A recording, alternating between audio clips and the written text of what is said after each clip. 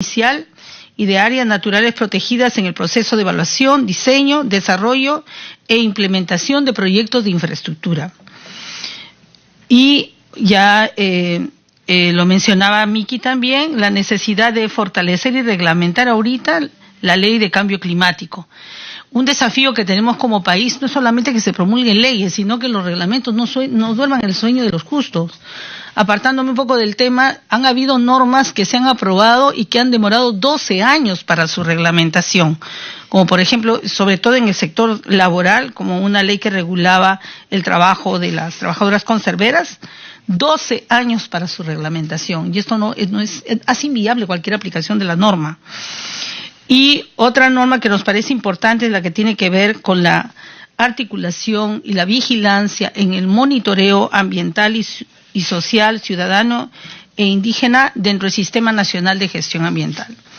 Si nosotros somos capaces de lograr modificaciones que hagan posible que la participación ciudadana pudiera ser en cualquier proyecto, sea de bosque, sea de agua, sea de cambio climático, calidad del aire, pero que la participación ciudadana sea un componente de articulación y toma de decisiones vinculante, yo creo que habremos avanzado muchísimo para la viabilidad de estos procesos. No basta con tener solamente la transferencia de conocimientos, no basta el reconocimiento de saberes, sino el diseño de un sistema de políticas de gestión y un marco normativo articulado que vaya en el cumplimiento de esta política 19 de Estado y que haga posible la implementación de la gestión ambiental.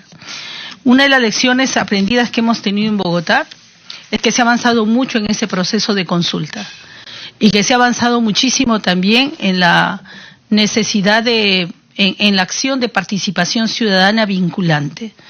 Allí hay una ley de ordenamiento del territorio y esa ley de ordenamiento del territorio es la que articula todas las políticas de Estado y hace una intervención multisectorial evitando la dispersión que actualmente todavía tenemos en la gestión ambiental. Si logramos hacer esto, creo que habremos dado un paso muy grande. Esperemos que antes de fines del ejercicio de esta etapa congresal, que esperemos se mantenga hasta el final, o si no, que haya una modificatoria, pero con realmente una modificatoria que todos necesitamos, y no me voy a meter al tema político, es inevitable a veces, pero esperemos que si vamos en ese sentido, ojalá que este año, en esta legislatura o el próximo año, de manera concertada, yo les invito a mis colegas a articular una propuesta de ordenamiento territorial en donde el tema ambiental va a ser un componente fundamental. Creo que ahí habremos dado un gran paso, como lo hemos dado de manera conjunta en el tema de la ley de cambio climático, y esperamos no más demoras para la aprobación en el Pleno de la ley de plásticos. Muchísimas gracias.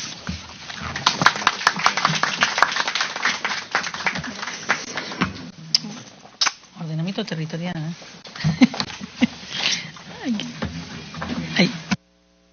Muchísimas gracias, congresista María Elena Foronda, por su intervención sobre la experiencia en Bogotá y sobre también el marco normativo en temas ambientales en Perú.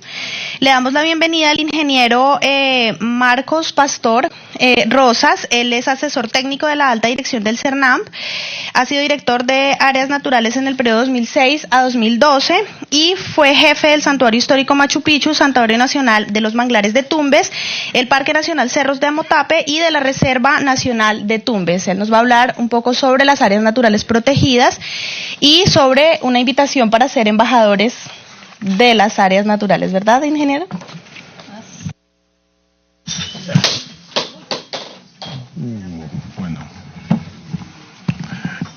Sí, bueno, muy buenos días.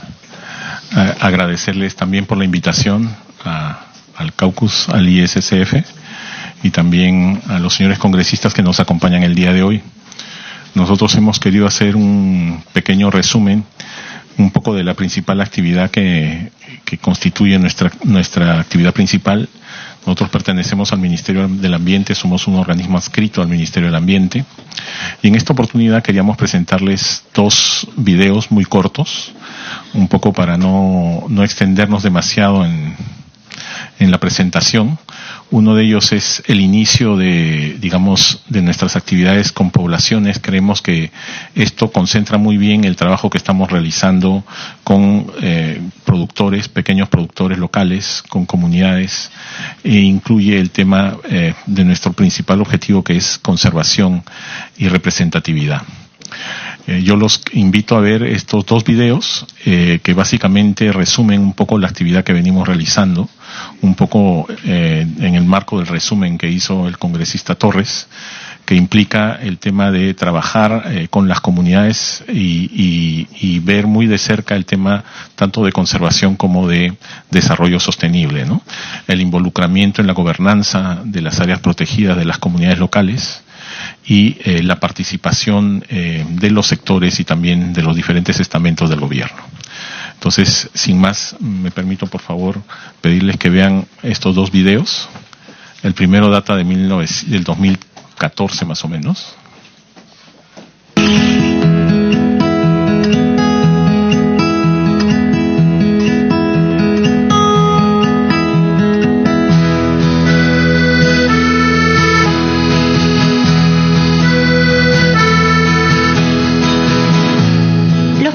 Tenemos el privilegio de vivir en uno de los países con la mayor biodiversidad del planeta.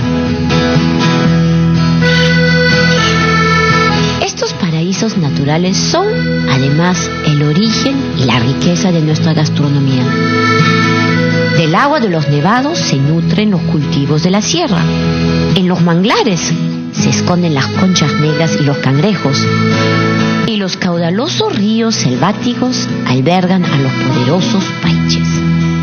Naturaleza y gastronomía. Esta fue una iniciativa que empezamos a trabajar, como ustedes han podido ver, con la esposa de Gastón Acurio. Y en función de eso empezamos a identificar una serie de iniciativas y actividades que las mencionaron muy bien, que las hemos visto mucho en Tarapoto.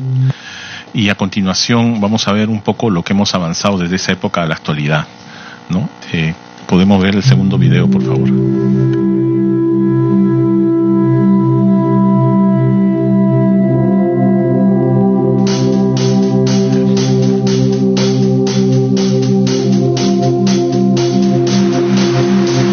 A la sabia naturaleza le tomó millones de años dotar al Perú con una biodiversidad privilegiada que vemos representada en nuestras áreas naturales protegidas.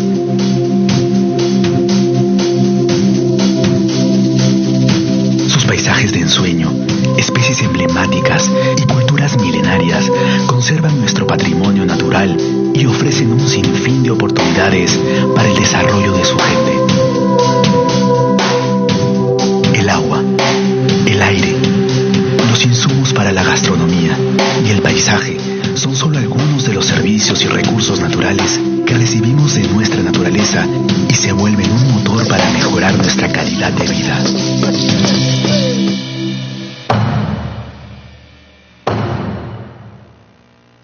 ¿Sabías que el turismo es una de las mejores estrategias para la conservación de las áreas protegidas? Su bajo impacto, la inversión que atrae y las oportunidades de negocios sostenibles lo convierten en una de las mejores alternativas para generar desarrollo.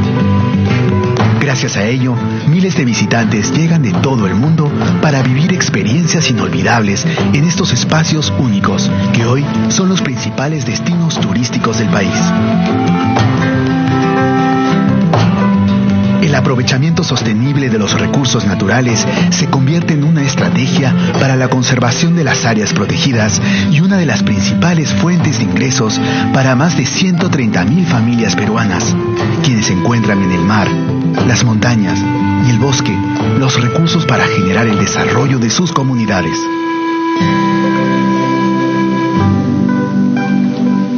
Con satisfacción, vemos que muchos de ellos se están convirtiendo en emprendedores, poniendo en valor recursos naturales como la castaña, el paiche, el aguaje, la fibra de vicuña, la taricaya, café y papas nativas. Para que estas actividades puedan realizarse de manera sostenible, el Ministerio del Ambiente y el CERNAMP, Servicio Nacional de Áreas Naturales Protegidas por el Estado, trabaja con las poblaciones locales, el sector privado y entidades públicas, creando alianzas en las que asegura que este círculo virtuoso de la conservación permanezca. Todos podemos formar parte de esta gran alianza. Conoce, valora y cuida nuestras áreas protegidas, promoviendo un turismo sostenible a través de empresas autorizadas, practicando un turismo responsable y consumiendo productos naturales sostenibles que provienen de estos espacios únicos. Tú también puedes ser un aliado para la conservación. Este segundo video lo que nos muestra es un poco los avances que hemos logrado, y en este momento hemos conseguido inscribir en Indecopi la marca, una marca que permite identificar los productos que proceden de áreas protegidas, lo que nos ha servido y nos ha permitido generar y mejorar los ingresos de las poblaciones que están produciendo estos productos. Ya los hemos visto en la oportunidad que ustedes tuvieron de acompañarnos en Tarapoto, y bueno, en esta oportunidad nos hemos permitido traer este PIN, que es la marca que estamos nosotros certificando, que nos permite a nosotros identificar los productos que vienen de estas comunidades. El objetivo es, primero, mejorar condiciones de vida, seguridad alimentaria y finalmente generar fuentes de trabajo. Un poco podemos resumir nuestras actividades en pocas palabras, en que no puede haber conservación si no hay participación de la gente. Entonces creo yo que eso es lo que hemos venido conversando durante los primeros minutos de la reunión, y bueno, queríamos también hacerles la invitación formal de que ustedes se conviertan en embajadores de esta marca. Les agradecemos mucho por su participación y por su apoyo, por generar este espacio para poder conversar con ustedes sobre estos temas, y creemos que esta no es la primera reunión. Entendemos que el día está complicado. Creemos que tenemos un espacio después para conversar sobre otros temas, sobre todo el tema de minería ilegal. Hemos traído también una propuesta sobre la estrategia que desarrollamos nosotros en minería ilegal en áreas protegidas, de tal manera que ustedes la puedan revisar, la puedan leer, y probablemente en otra oportunidad podamos conversar más detalladamente sobre el tema. Finalmente, expresarles el saludo y el reconocimiento del jefe del CERNAMP. Lamentablemente no ha podido estar con nosotros el día de hoy, y estamos a su servicio para cualquier consulta o pregunta sobre el tema que hemos conversado el día de hoy. Muchas gracias, muy amables.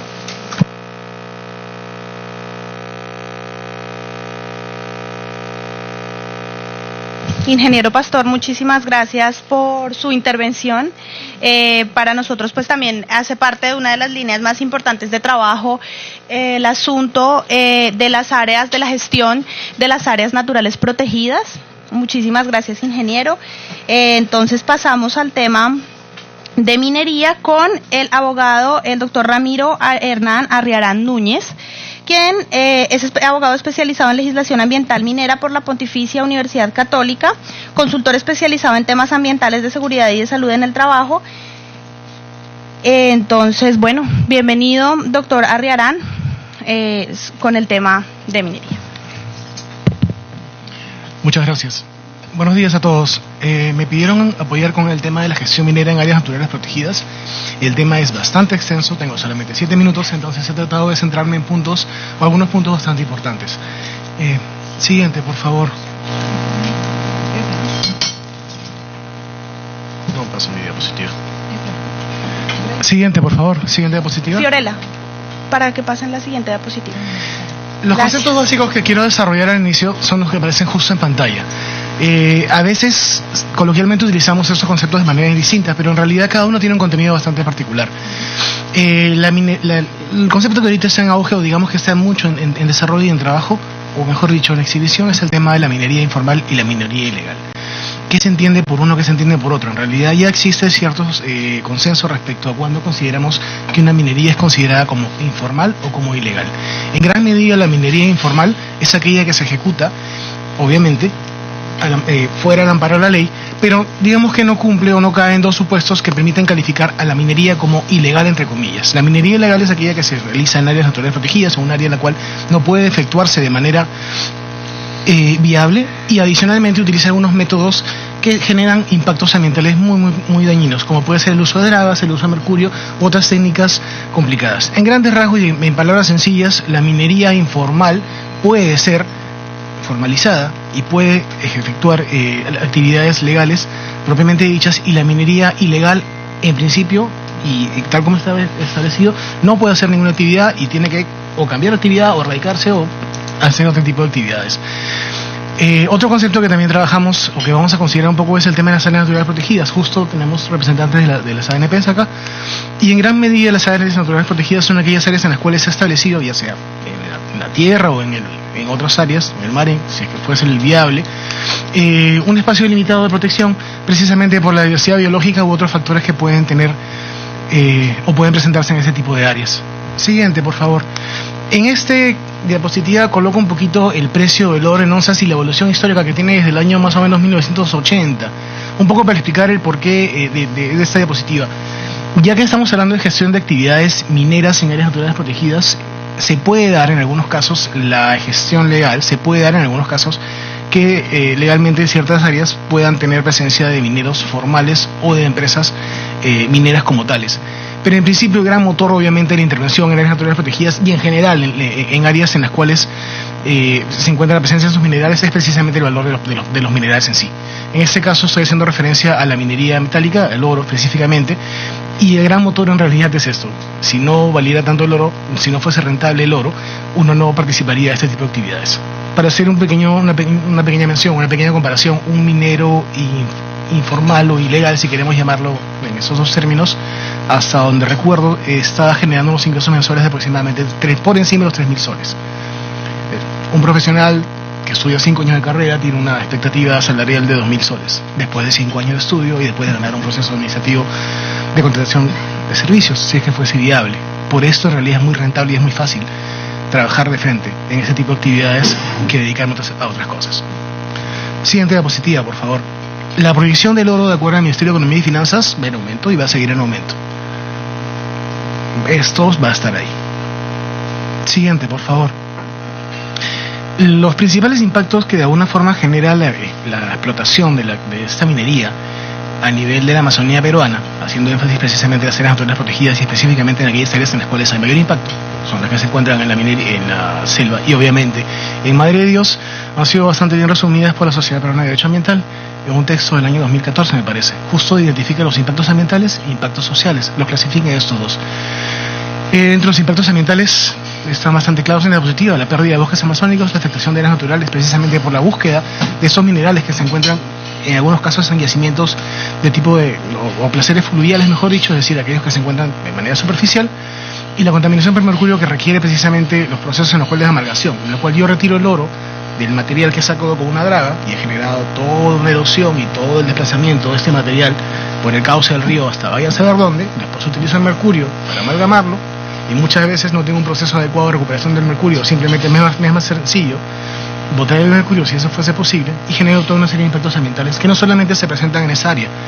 En el caso de la fauna específicamente, o en el caso de los peces específicamente, los peces muchas veces se contaminan por mercurio, siguen un trayecto que suelen seguir en otros lados y finalmente terminan afectando a la población, que presenta niveles altos de mercurio, no solamente en el área de explotación o el área específicamente de extracción, sino en otras áreas distintas en las cuales se consume este tipo de peces. Por ahí alguien una vez me comentó: oye, pero en Madre de Dios, en Pucallpa, en otras áreas, ya la población de la ciudad tiene conocimiento de que no debe consumir ese tipo de peces.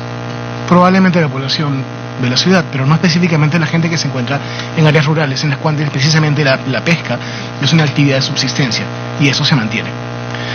En los impactos sociales que se identificaron por parte de la minería ilegal, en gran medida la gran cantidad de personas que dependen de esa actividad es enteramente lucrativa y genera precisamente las actividades ilícitas que ya hemos conversado. Hablamos precisamente de trata de personas, hablamos precisamente de situaciones de esclavitud, prostitución infantil, trabajo infantil y una serie de actividades que van de la mano. Siguiente, por favor.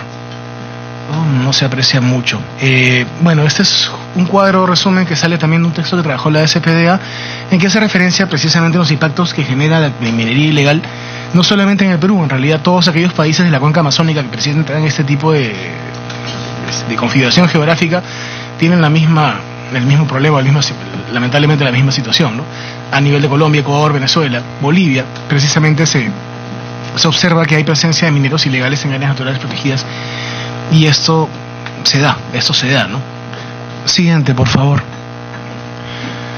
En un pequeño resumen, áreas naturales protegidas con presencia de mineros ilegales, en Perú presentan 17, identificando áreas naturales protegidas y precisamente las zonas de amortiguamiento en las cuales se presentan este tipo de actividades.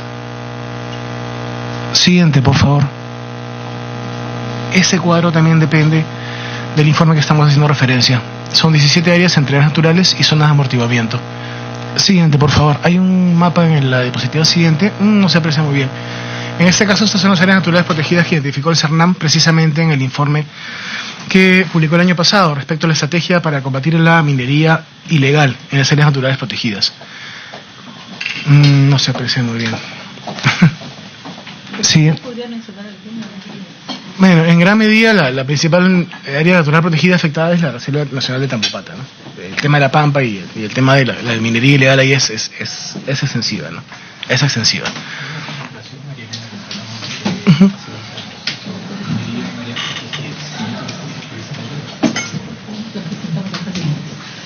Sí, justo los cuadros anteriores responden a esa documentación. Sí, en este caso estas zonas, las zonas de amortiguamiento, de las cuales también se efectúan de alguna forma esas actividades. La zona de amortiguamiento, un poco para entender el concepto, es aquella área que circunscribe o se encuentra cercana, mejor dicho, a la área natural protegida propiamente dicha, ¿no? Y tiene una delimitación, creo que 50 kilómetros aproximadamente, en la cual se prevé que no haya algún tipo de impacto económico causado por el hombre. Siguiente, por favor. Esa es una noticia que me llamó mucha atención, justo hablando de los impactos ambientales que genera la minería. Estamos hablando de 1.700 hectáreas que han sido deforestadas a inicios de enero y junio de este año, en realidad. Siguiente, por favor. Este es un cuadro también que sale justo de la ACA y de un mapa que elaboró el MAP respecto al impacto que ha tenido la deforestación producida por el tema de la minería ilegal. Una foto de la pampa, bien conocida, varios la hemos visto alguna vez. Siguiente, por favor. Y este es un pequeño cuadro, resumen de una respuesta del Estado respecto a la formalización de la minería a pequeña escala. Hay muchas maneras o muchos mecanismos en realidad de afrontar la minería ilegal y la minería informal. La minería ilegal en principio lo directo es erradicarla, eliminarla, cambiarla, desaparecerla. Pero la minería informal precisamente la respuesta del Estado que se está dando es precisamente, para la redundancia, buscar la formalización de estos mineros para que de alguna forma puedan actuar bajo parámetros de seguridad y ambientales que eviten precisamente los impactos que están teniendo actualmente. Esto que estamos viendo acá es un pequeño cuadro resumen de algunas normas que se dieron respecto a la formalización de mineros a pequeña escala. Hay otras respuestas también respecto al tema de interdicción, en el caso de mineros ilegales.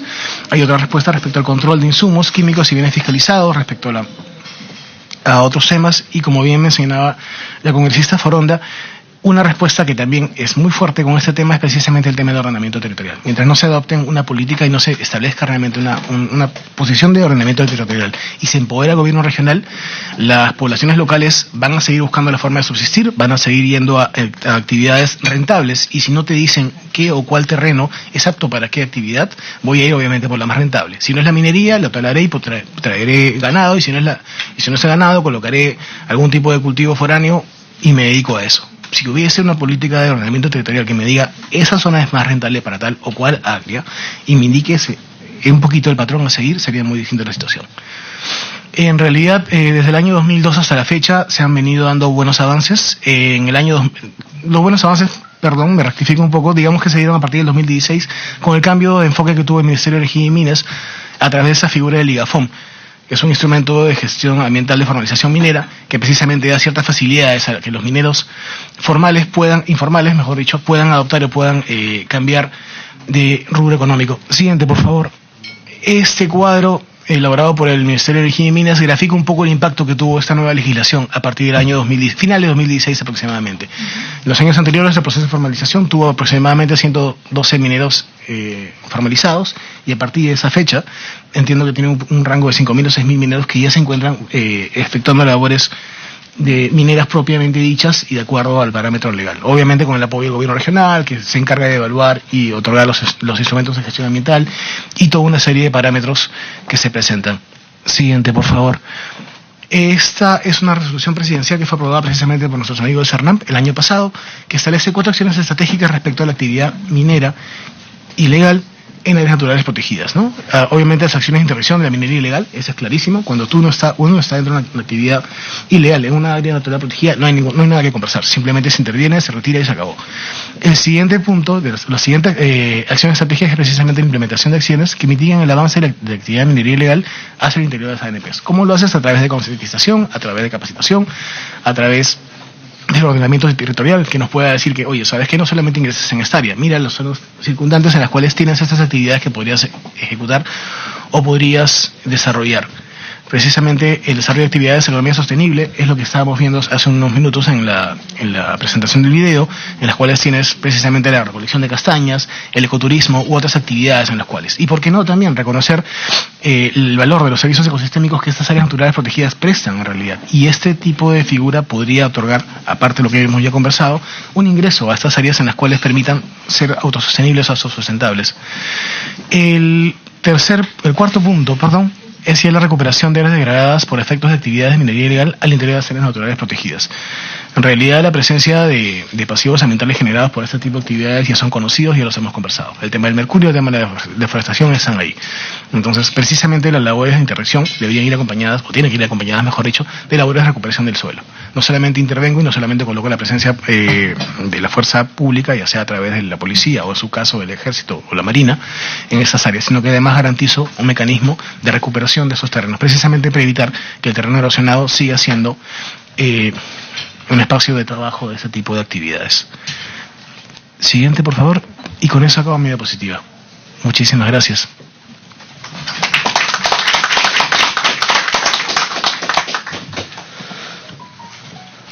Doctora Herrera, muchísimas gracias por la intervención. Entonces, continuando con la agenda, damos la bienvenida a Samín Vargas. Él es economista en materia ambiental y trabaja con la Sociedad Peruana de Derecho Ambiental.